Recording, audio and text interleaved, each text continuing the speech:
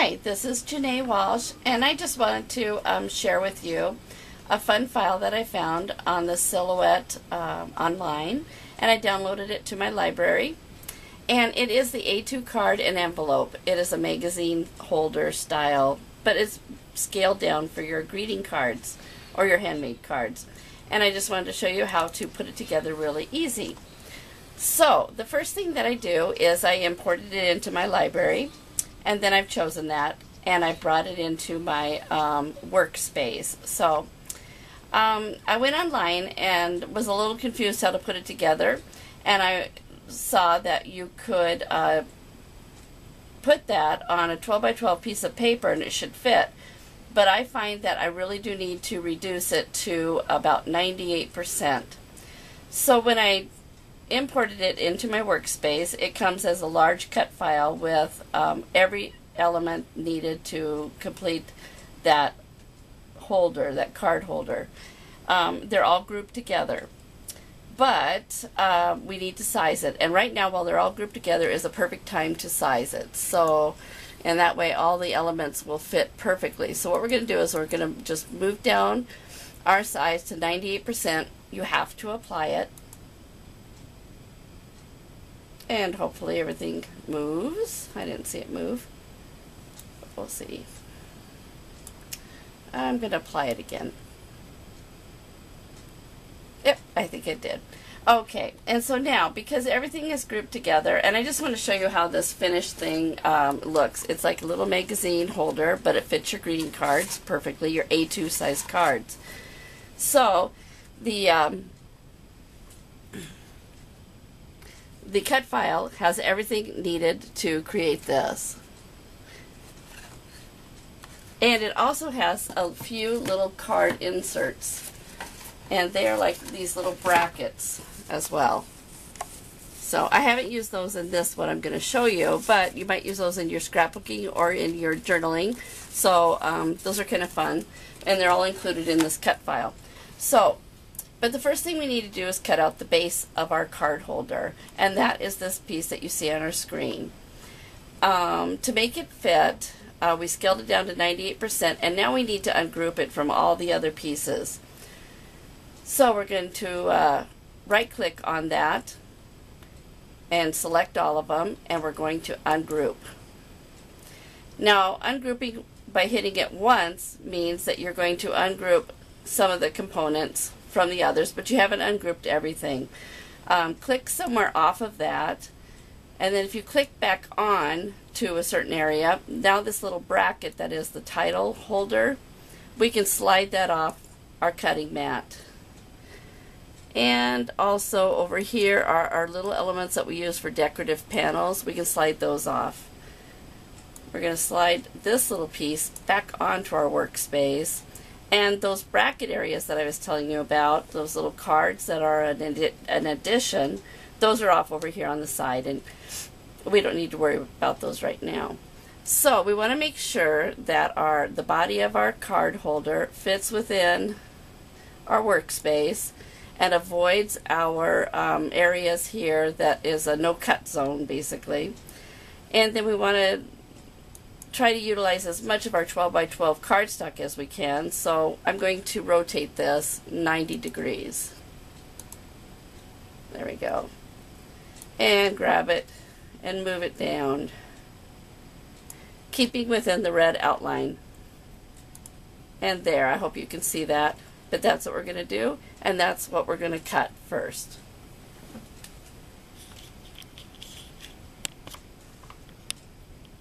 Alright, now we had our cut file chosen, and I've put my paper down, and I just want to tell you that I'm using the Colorblock paper. It's just a solid cardstock that I picked up. I'll just wing it out here real quick. I picked this up at Walmart. It was about $5.99, and I think it's got 30 sheets of paper. It was a great deal, and I like it because it's a really smooth cardstock.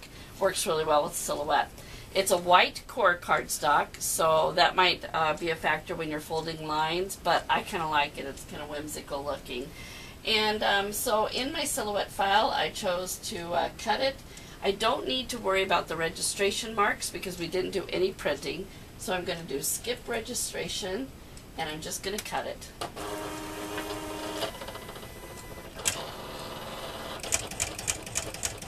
Now, the Silhouette is cutting my perforation lines, and that's another thing I was going to mention to you.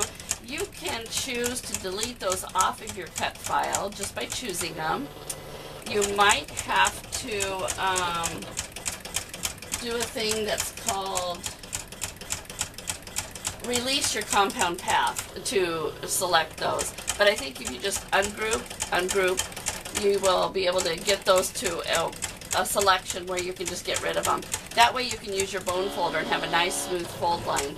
But I kind of just left them in. It makes it a real easy put together, and so that's what the Silhouette does first. Usually cuts those perforation lines. Now it's going to whip around and cut all of our outside. There it goes. It is a noisy machine. I think if you're comparing it to your Cricut, I would say it's about twice as noisy. But I love it.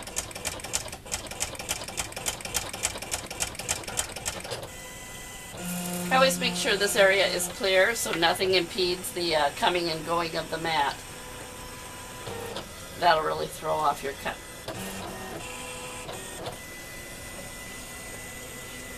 Oh, and moving your machine out from the back of the wall so that you have enough room back there. That's also very important. So, and we're done. And I'm going to unload it. So there you have it. We've cut our base to that envelope holder. Hope I didn't just rip it because I'm in a hurry.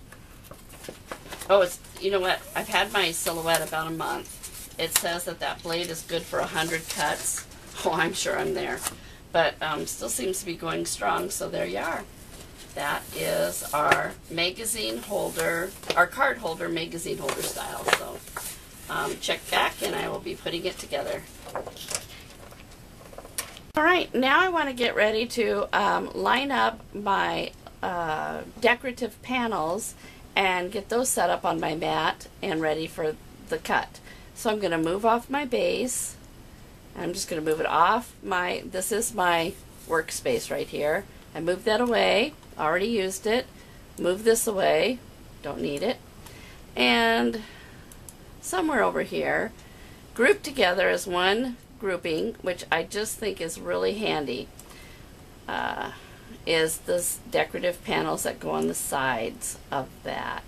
Because we left everything grouped together before we resized it down to 98%, everything will fit perfectly. So now I've moved them all on. They all fit within my boundaries, and we're ready to go to the cut. So we'll move over to the machine. Hit it. All right. Well, for my decorative panels on my magazine holder, I have chosen something from the Echo Park paper selection. This is a tablet called the Best of Echo Park. It is an Archivers exclusive. Picked it up at the Archivers store. So if you have been lucky enough to live near an Archivers, check it out. I have had this for a couple of months, so I hope it's still available, but I'll have a link at the end of our video that you can refer to, and perhaps you can get it online. So I just chose this yellow stripe because it kind of goes with my orange magazine holder, and I've got it on my mat. And one tip I'll give you is when I'm putting my 12 by 12 paper on my mat, I hug that right or left side border, if not hang it over about 1/16 of an inch. I keep it without going underneath this wheel here, but I really am pushing everything over here. It just seems that sometimes my designs get cut off over here. I'm sure it's an alignment setting that I don't know about, and so I'll figure it out. But right now, that's why my paper is so far to the left. And I'm going to hit cut.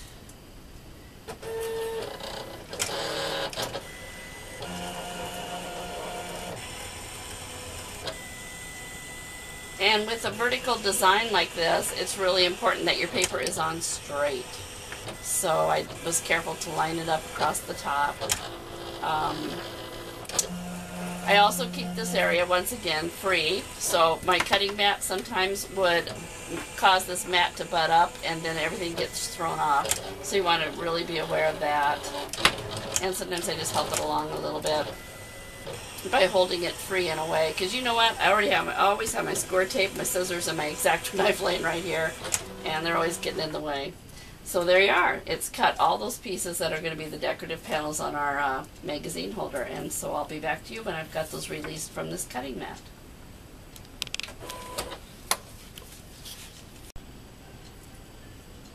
Are we recording? Yeah. Are we? Okay, so we've got our base cut with the silhouette. We have our decorative panels cut, and it's time to put it together. Now, just to show you how quick this goes, because I did leave those perforation lines in,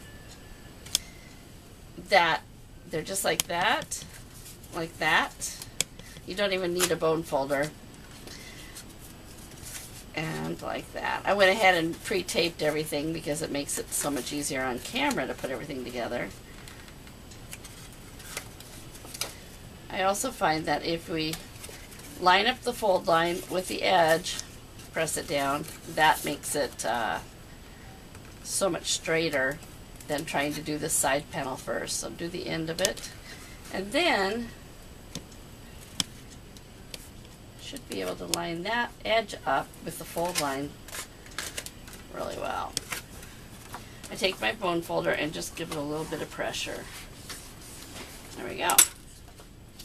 Now the next piece we're going to use is this piece, and as you can see, it's got 2 holes in it, and our decorative panel has 2 holes in it. So what we're going to do is we're going to adhere this on, aligning those holes, which is the tricky part. And so I'll do that really quickly.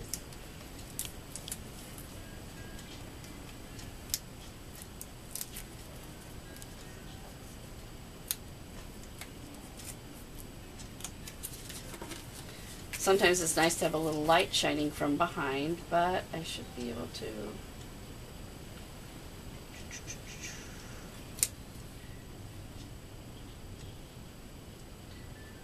Or I should. Hang on, I got it.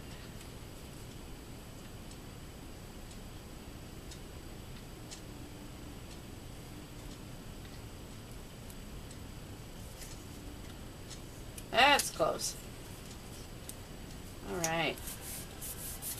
There we go. And then we can just crease those lines, those perforations down.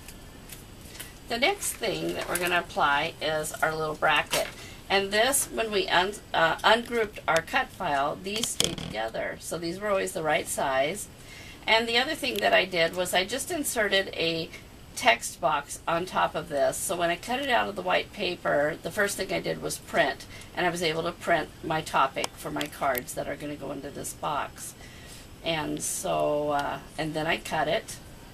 And I also cut it with black as well. So we're just going to put our little paper fastener in there. And then if I line those holes up nicely, and I didn't too nicely, but there we go, just like that. There's one side.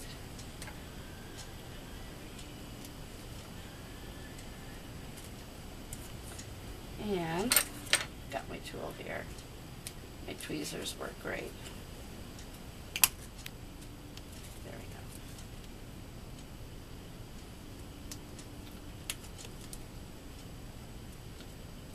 I find that those don't interfere with the cards going in and out of the holder too much, so it's kind of nice. All right. I'm using score tape when I put this together. I love score tape. It's really secure. It's a little bit cheaper per roll than the red liner tape, which has always been a real favorite of mine. But you could use a wet glue. And I wanted to just mention that lately I have been using the Tombow multi-liquid glue. And this has been around for years. And I've been using Elmer's and a bunch of other ones. But I got this on my fingers the other day and it was like impossible to clean off. And I thought, dang, that's a really sticky glue. And so I started using it on more of my paper projects and find that I really love it because it is such a good glue. But that's the permanent adhesive. And they offer one that is a repositionable one. But now I've had some second thoughts on how to do this the easiest. And because you get this, all the tape taken off the back of this, you've got these holes that you were trying to line up with the holes on this end panel, and it just gets a little tricky. So my thought is, take the tape off of just one corner. I don't have any tape going over the holes here. I've got 2 short pieces and 2 longer pieces, top and bottom of those holes. Just take the tape off of one side, that's the side, and use, try not to lay that down yet. Line it up with the hole there, and line it up with your hole here, and now lay it down. So now that's going to hold it in place while you take the rest of your tapes off. That's a lot easier. There's that tape. French it a little bit.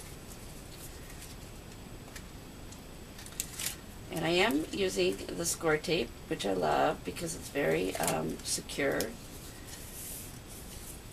There, that was without very little hassle. But I also wanted to tell you that lately I've started to use this Tombow multi-liquid glue because of the sticky capacity this has. This has just been a great glue. It's been around for a very long time. I went away from it. I like it because you really can get a pretty fine little application there. Hardly ever use the thick end. And it really does adhere paper to paper. Some glues don't do such a good job. It'll pop off if the weather drops, which we have here in Minnesota. But this stuff will stick. So I wanted to just ask you to reacquaint yourself with this glue. Plus the price is really good. So, okay, I'm going to fold this on my score lines. Alright, and time for my bracket. And all of our little paper fasteners. So, we've got that.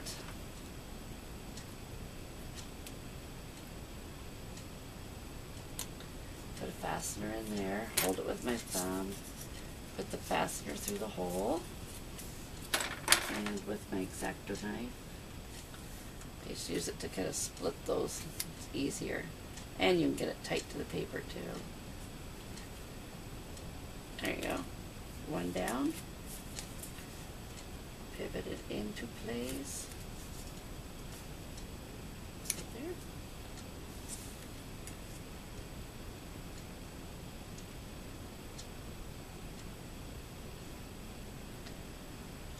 Well, which means it is. Alright. And I don't know, I live in the Twin Cities area, and I have not had good luck finding the score tape in the stores here, Michael's and Joann's. But I was in Archivers the other day, and they had 1/4 inch, no other sizes, but the gal was talking to me, and she says, we're really trying to encourage our buyers to let us get the score tape in all sizes. So if you're in the store, let them know that you're interested too. Oh, I bet you a nickel Anchor Paper has it too. They're great for a real artist paper crafting supplies, so I haven't looked for it there, but Anchor Paper, I think they need a visit from me. I haven't been down there in quite a while. There we go. So now I've got my tape off, my adhesive off my end panel. And once again, the easiest way to put this together is by lining up the short side first. Getting that right where you want it. There you go. Securing it. Making sure those flaps are on the inside. And securing that down.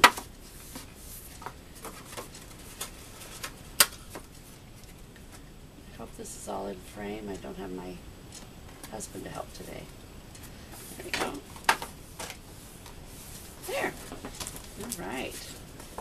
So far, so good. And the rest of this is just pretty much sticking the liner pieces on the outside, and we're done. So,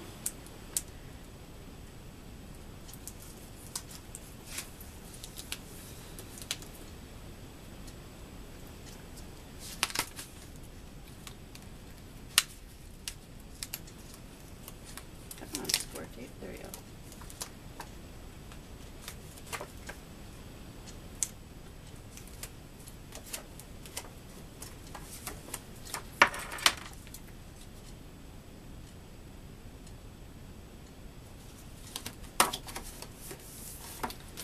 the side panel done.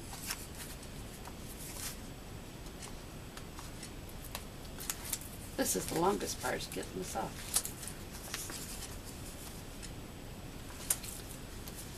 But I've had so much fun. Still learning with my Silhouette, which I've only had for a month, but there's so many fun project files on there that I would like to get together and show you how to make several of the cards that are offered in the Silhouette online catalog.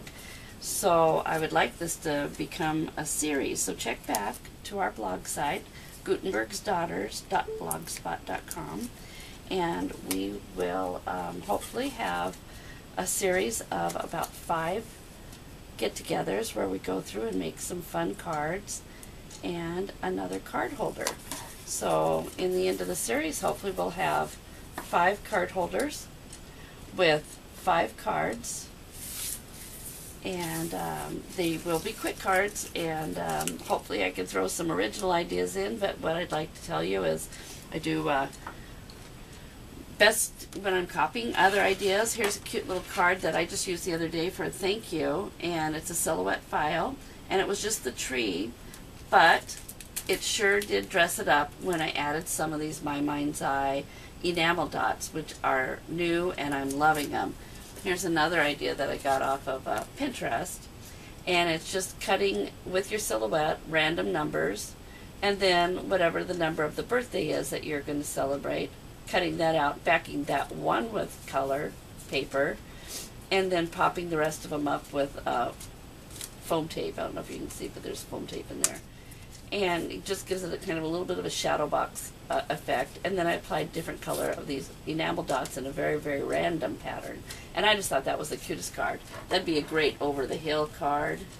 So anyway, so that's what I wanted to show you today, and encourage you to check back and let's make some good cards together. I don't know, but maybe our first batch will be a bunch of birthday cards or Mother's Day cards, since Mother's Day is right around the corner. So